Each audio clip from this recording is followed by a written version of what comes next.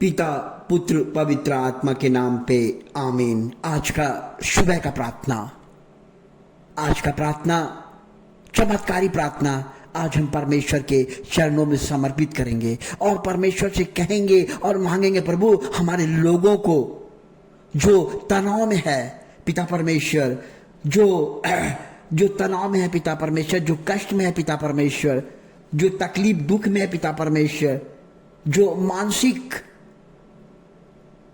तनाव से भरा हुआ है, उनको प्रभु जी आप चंगा कीजिए। जिसको धन का उन्नति चाहिए पिता परमेश्वर, उनको आप आशीर्वाद दीजिए पिता परमेश्वर। जिसको पिता परमेश्वर बच्चे का भविष्य का चिंता है, उनको आशीर्वाद दीजिए पिता परमेश्वर। और पिता परमेश्वर जो बीमारी से जूझ रहा है, उनको पिता परमेश्वर आप आशीर्वाद दीजिए।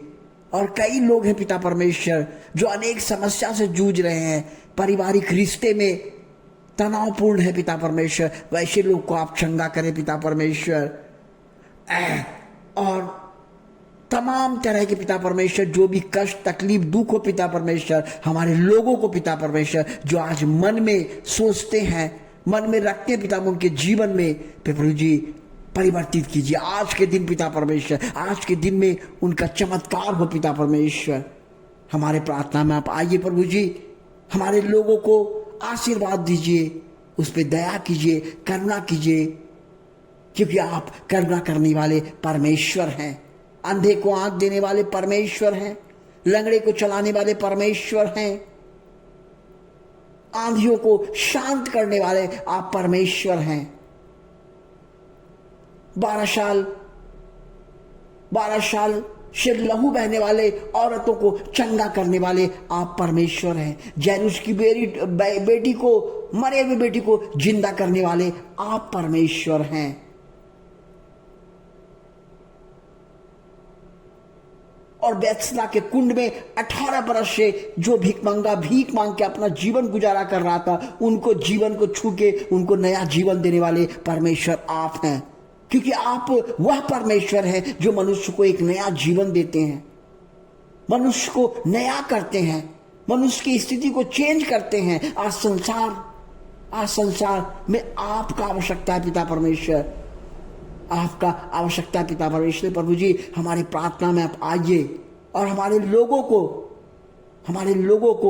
हमारे बाल बच्चे को, हमारे समस्या को पिता परमेश्वर आशीषित कीजिए। जब आप आशीषित करेंगे, जब आप मेरे प्रार्थना में आएंगे, हमारा जीवन बदलेगा पिता परमेश्वर, हमारा जीवन बदलेगा। क्योंकि आज का प्रार्थना प्रभु जी आप कह रहे हैं कि बच्चों मत डरो, मत घबराओ, क्योंकि संसार में स्पष्ट आप कह रहे हैं कि डर और घबराहट से लोग आगे नहीं बढ़ सकते हैं। हम देखते हैं कि परमेश्वर हमें सिखाता है कि मत डरो। हमारा जीवन में डर के हमारा जीवन क्या हो जाता है, खराब हो जाता है। जिस तरह रोड में एक इंसान जाता है, अगर उसको चोट लग जाता है तो दूसरा व्यक्ति उसको उठा के हॉस्पिटल पहुंचाता है। तो यहाँ पे परमेश्वर काम करता है, परमेश्वर उनको दूसरे को शक्ति देता है, वो उठा के लेके जाता है। सब काम हमारे जीवन में दूसरा कोई करता है।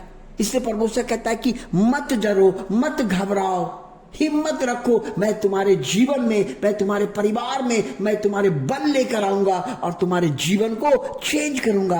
आज परमेश्वर हम लोग को सिखा रहे हैं, कह रहे हैं कि डरना नहीं, क्योंकि डर के कारण कई लोग अपने जीवन से तरक्की नहीं कर सकते हैं। डरने के कारण वो हार जाते हैं। हमारा डर बिजनेस के अंदर होता है। जब हम बिजनेस करने जाते हैं तो हमारा डर लगता है कि हम आगे करेंगे तो लॉस हो जाएगा। हम परीक्षा में लिखने जाते हैं, हमें डर लगता है कि हम पास करेंगे या नहीं करेंगे। हमारे जीवन के हर क्षेत्र में हमें शैतान क्या करता है, हमें डराता है। लेकिन परमेश्वर कहता है कि तुम उस शैतान को अपने लातों से कुचल दो। शैतान तुम्हारे भविष्य को बर्बाद करने के लिए आया है इस संसार में। और परमेश्वर इसलिए तुमसे कहता है कि मत डरो, मत घबराओ, मैं तुम्हारे साथ हूं। क्योंकि ये वचन परमेश्वर कहता है कि डोटोनमी 21:6 में परमेश्वर कहता है, ये परमेश्वर का वचन है, ये मेरा वचन नहीं है। जब लोग हिम्मत हार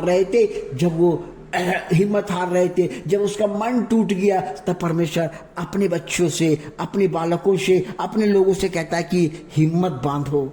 ये मेरा वचन नहीं है, परमेश्वर कहता है कि हिम्मत बांधो और दृढ़ रहो।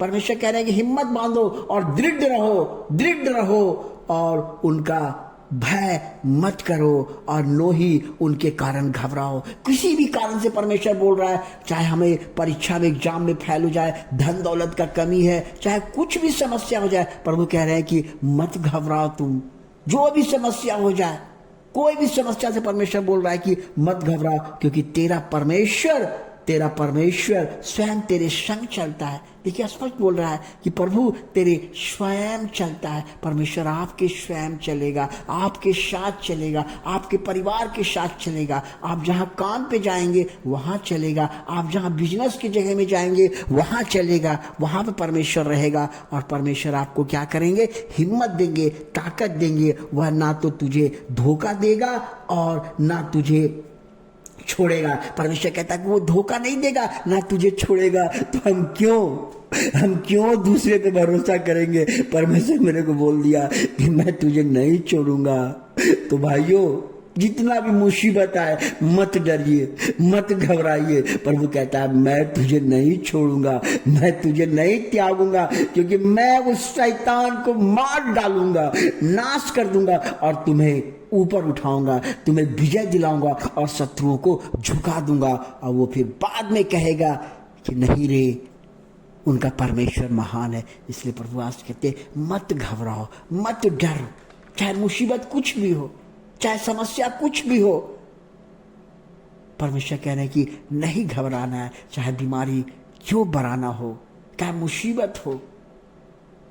जहां पर जब हम हार जाएंगे, परमेश्वर कहता है तुम इस वचन को याद रखना, मैं तुम्हें सहायता करूंगा, मैं तेरे जीवन को बदलूंगा। इसलिए परमेश्वर कहता है कि हिम्मत बांध कर दृढ़ रखो, भय ना करना, तेरा मन कच्चा ना हो। परमेश्वर कहता है तेरा मन कच्चा नहीं हो, क्योंकि मैंने कह दिया है कि मैं तुम्हारे साथ हूं। तेरा मन कच्चा नहीं हो, नहीं घबराना। चाहे बिजनेस लॉस हो जाए, नहीं घबराना।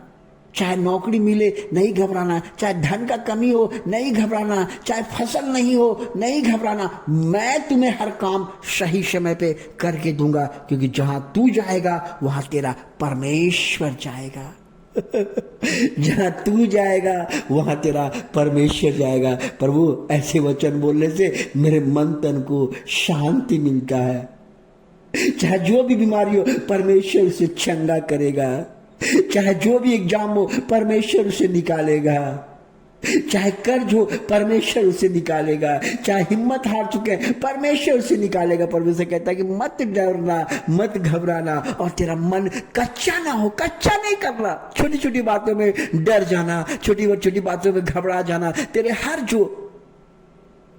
तेरा लड़ाई तू नहीं, तेरा लड़ाई परमेश्वर करेगा, तेरे विजय दिलाएगा। जमीन में बेचने का सामर्थ्य शक्ति से वो विजय दिलाएगा, हर काम में विजय दिलाएगा, मकान बनाने में विजय दिलाएगा, बिजनेस में विजय दिलाएगा, बीमारियों में विजय दिलाएगा। कहता है तेरा मन कच्चा ना हो, मैं तेरे साथ हूं, मैं तू जहां जाएगा मैं तेरे संग चलूंगा। धन्यवाद हो पिता परमेश्वर, ऐसे वचन कहने के लिए मैं धन्यवाद करना चाहता हूं। आइए हम प्रार्थना करेंगे, प्रभु से कहेंगे प्रभु हमारे पापों को क्षमा कर दीजिए, हमारे मन को शुद्ध कर दीजिए। हम जो डेली पाप करते हैं पिता परमेश्वर, हमारे पाप को क्षमा करके एक नया जीवन, एक नया मन, एक नया तन दीजिए पिता परमेश्वर, ताकि आपकी उपस्थिति में बैठे हो, ताकि हमारा परिवार, हमारे लोगों का परिवार आपस में मिलके प्रार्थना करे, परमेश्वर का गुणगान करे, स्तुति गान करे। और उसका करने से कहता है धन्य है वह परिवार जिस परिवार में सुबह सुबह परमेश्वर का गुणगान करता है,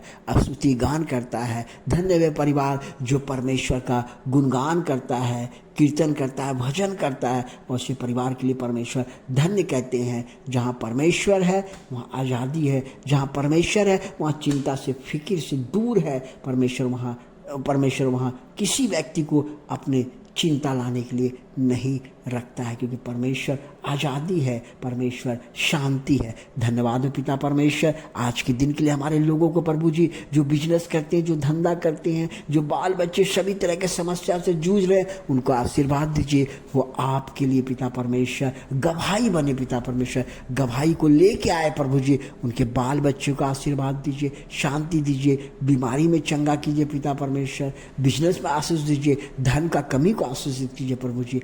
यही मेरी दुआ है पिता परमेश्वर, यही मेरी प्रार्थना है प्रभु जी। ये प्रार्थना आपके पावन चरणों में समर्पित करता हूँ। हालेलुया हालेलुया, आमीन आमीन आमीन आमीन।